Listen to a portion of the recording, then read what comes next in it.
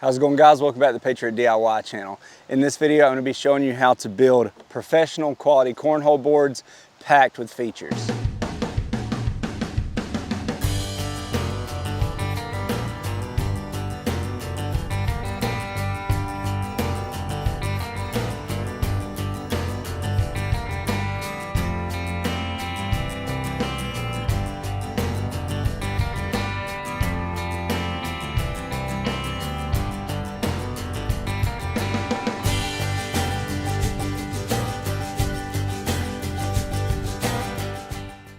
All right, guys, now I don't know how we haven't done this yet here on the channel, but in this video, I'm going to be showing you step by step how to build some professional quality cornhole boards. Now, I think everybody loves cornhole, and yes, you can build a basic set of cornhole boards using just 2x4 lumber and some cheap plywood from your local home store. But for my new set, I really wanted to build something that was going to be high quality and packed with all the features that I wanted on here. So at first glance, this just may look like a normal set of cornhole boards with a cool design on it, but I've also incorporated some built-in drink holders here on the back.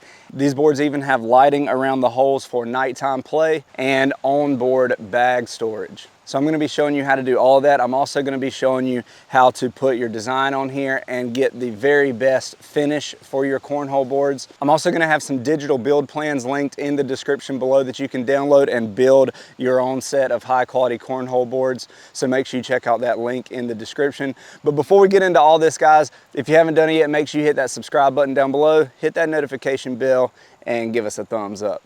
Now that's enough talking, guys. Let's go build some cornhole boards.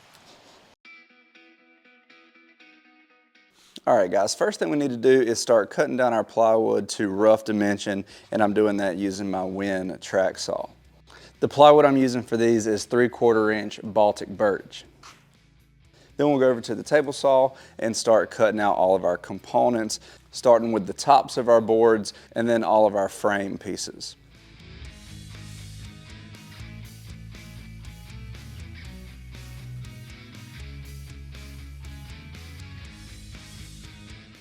Then we'll go over to the miter saw and start cutting those frame pieces down to their final length.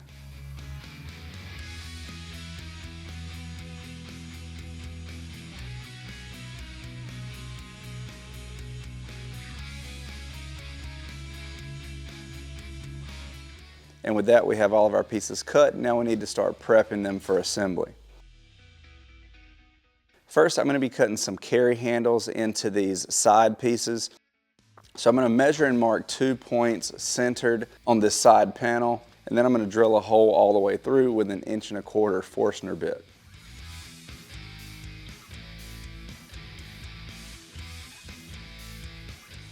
Then we use a ruler to draw a couple straight lines connecting these holes, and then cut along that line with the jigsaw, creating a nice carry handle in these side pieces.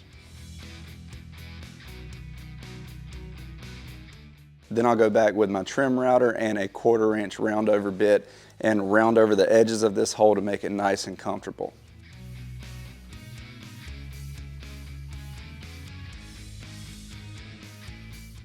Next, I'm going to take all of my frame components over to the Craig 720 Pro and start drilling some pocket holes. First, I'll need pocket holes in the ends of each of our stretchers and middle supports. Then I'll drill more pocket holes along the long edge of these pieces. This is going to be how we're going to attach the top of the board later.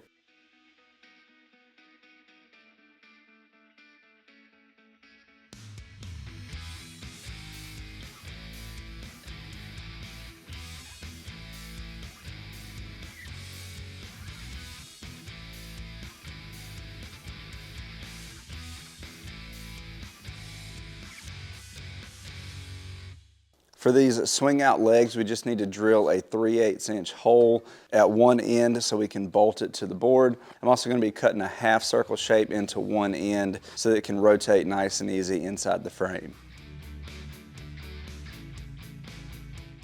Once I have that cut, I'll take it over to the belt sander and smooth it out.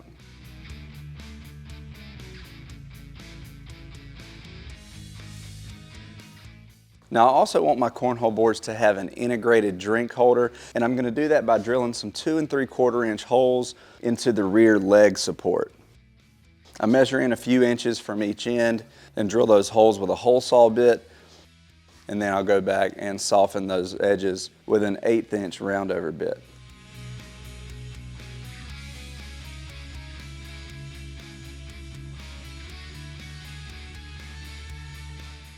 And with all my pieces prepped, I'm finally ready for assembly. So I'm going to start laying out these components on the workbench.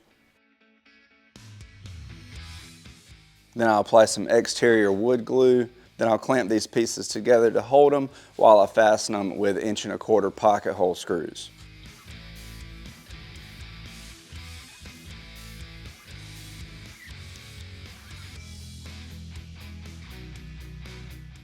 And I'll follow that same process to attach both ends of our frame.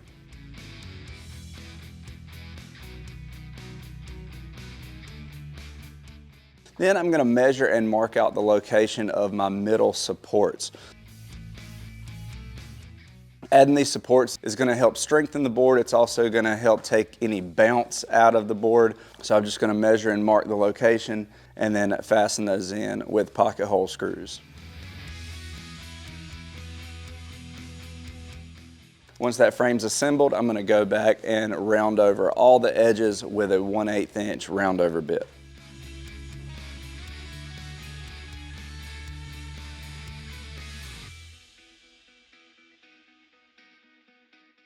Then I'll give the whole assembly a good sanding.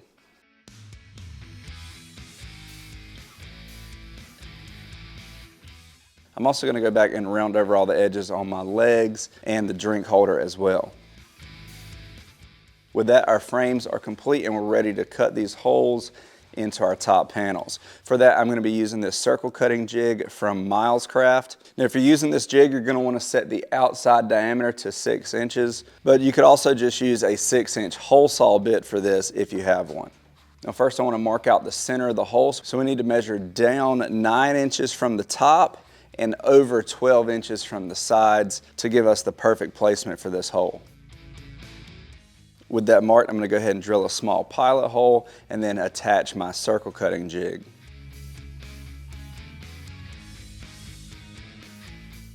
The only thing left to do is to clamp my plunge router into the jig, plunge it down, and start cutting.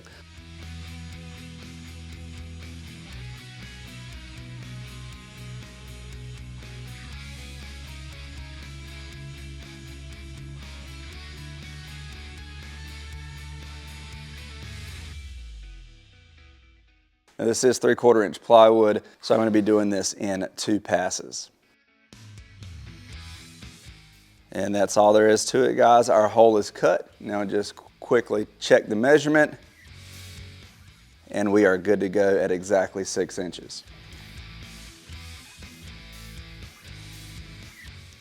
And then I'll go back and clean up the edges of that hole with that 1/8 inch roundover bit.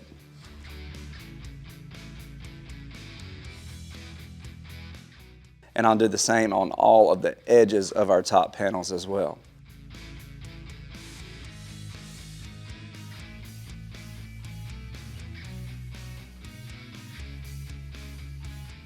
And the last thing I'm going to do to prep these top panels is to cut a 1/4 inch radius on all the corners using this Craig corner radius jig.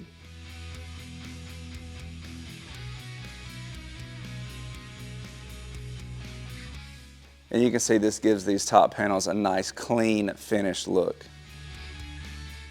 Now, this Baltic birch plywood that I'm using doesn't have many voids, but now would be a good time to check if you have any and go ahead and fill those voids with some wood filler. Next, I'm going to sand these tops nice and smooth, starting with 120 and working my way down to 320 grit.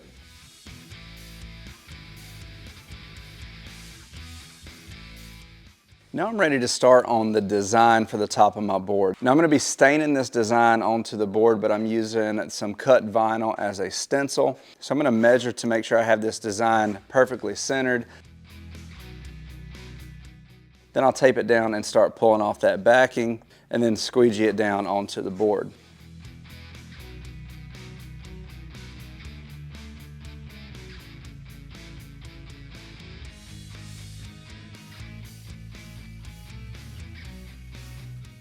Then I can pull off that transfer paper and mask everything off, and I'm ready for stain. The stain I'm using for this is a gel stain. It's important if you're going to use a stencil like this that you do go with gel stain. It's a lot less likely to bleed underneath your stencil. So I'm just going to start dabbing this down into the design. I'm not going too heavy with this to prevent bleeding, so I'll just get decent coverage all the way down in there and then wipe off that excess.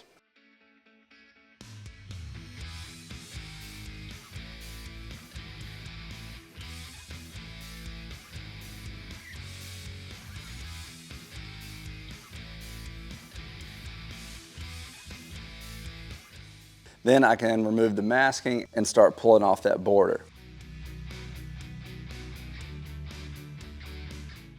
Then I just need to take an X-Acto knife and start weeding out all those interior pieces of vinyl, leaving nothing but my stained design.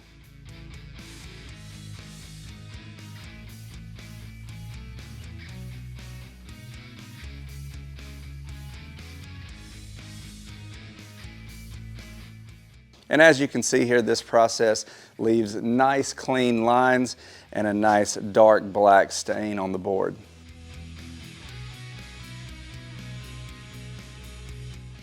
Now I'm just going to continue staining the rest of my design onto the board using that same process. And I think this green frog tape really does the best job at leaving nice clean lines.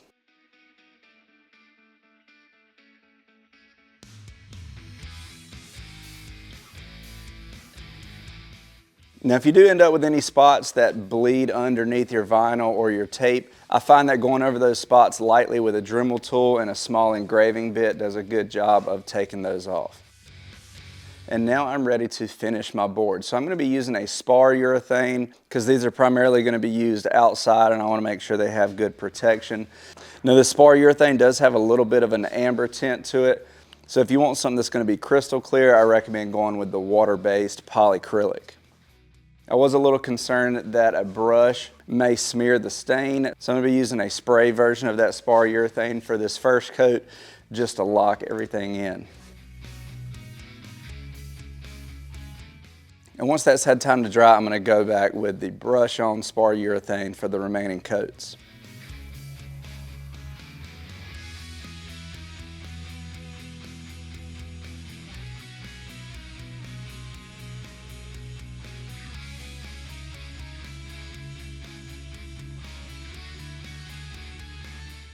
And I'm also going to be coating all the frame pieces with that same spar urethane.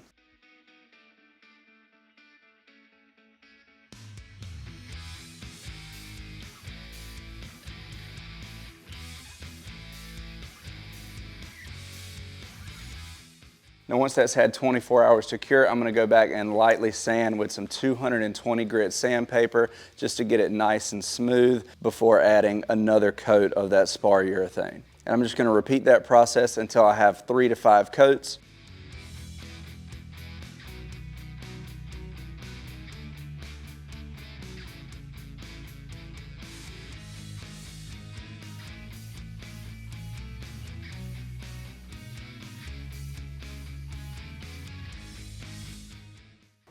All right guys, now after your last coat of polyurethane, inevitably you're gonna have some little dust particles and stuff like that still in your finish. And so we want to buff that out to get it nice and smooth. Now there's a balance with cornhole board. You want it slick so that the bags slide, but you don't want it so slick that everything you throw at it just slides right off the back. So what I think is the perfect balance there, once you get your 3 to 5 coats of polyurethane on there, I went back with a light sanding of some 2000 grit sandpaper and then just buffed it a little with some super fine steel wool. And as you can see, we have a nice satin sheen to it, and it feels nice and smooth, perfectly flat. Our bags slide very nicely, but not too much. So now that I've done pre-finishing everything, let's assemble these boards and get to playing. All right, so I'm going to take the top of the board and lay it face down on the workbench. Then I'll drop my frame in place and make sure it's perfectly centered all the way around. And once I'm sure of the placement, I'll fasten the frame to the top using pocket hole screws through all those holes that we drilled earlier.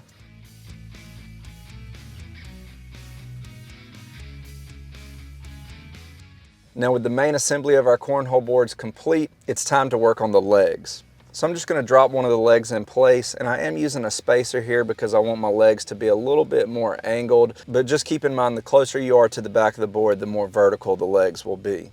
Now I'm going to clamp on a sacrificial board here on the outside and then use the hole in the leg as a guide to drill my hole all the way through the frame. And as you can see, that sacrificial board allows us to keep a nice clean hole on the outside. Now I'm just going to temporarily attach this leg using a 3/8 inch bolt, and then I'll prepare to cut an angle on the bottom of the leg. So with the board rested flat on a workbench, I'm going to cut a piece of scrap to prop the back of the board up so that the top of the board is at exactly 12 inches high. Then I'll extend one of the legs so that it overhangs my workbench, and I'll use the overhang to mark that angle on the bottom of the board so that after it's cut, it sits perfectly flat. Then I'm going to take that leg over to the miter saw and adjust it so that the blade lines up perfectly with the angle that we drew. And as you can see, this shadow line on the Delta saw makes this really easy to do. Now once I have that angle set, I'm going to set my stop block and then make the cut.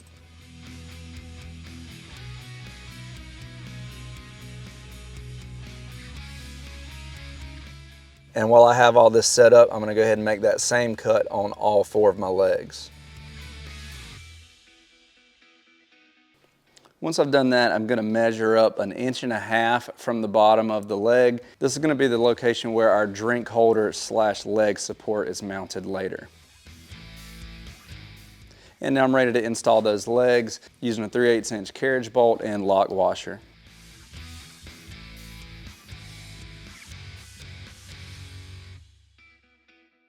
Once both legs are installed, I'm going to fold both of them out and then drop in that leg support, lining it up with those marks that we made earlier. Then I'll just clamp that in place and fasten it with pocket hole screws.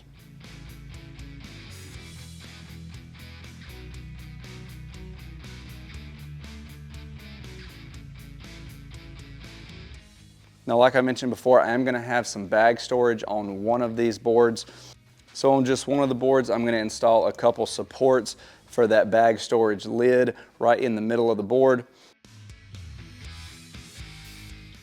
Then I can align the lid with those supports and add my hinge.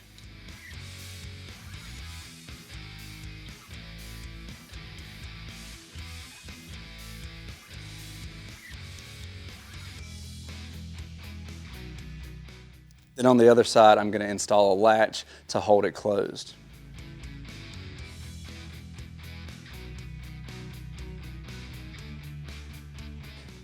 And that's really all there is to it. We're basically just using some of those supports underneath the middle of the board to create a box that we can store those bags in.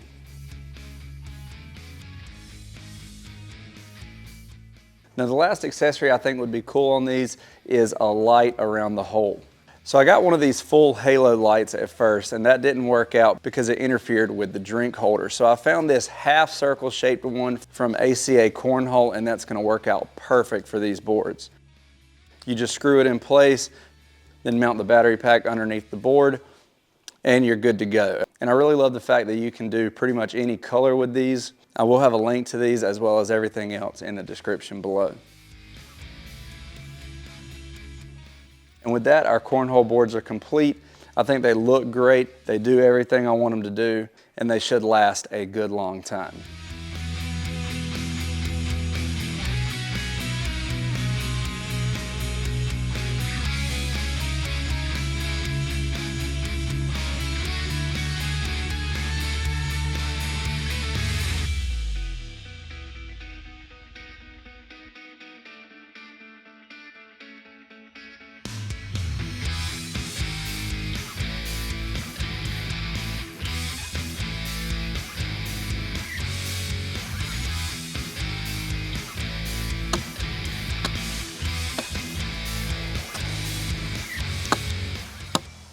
All right guys, that is it for how to build these feature-packed, high-quality cornhole boards. Don't forget, guys, I will have links to all the tools we use as well as all the accessories linked in the description below, along with those digital build plans so you can build this exact set for yourself. Thanks for watching, guys. Don't forget to like, share, and subscribe, and go play some cornhole.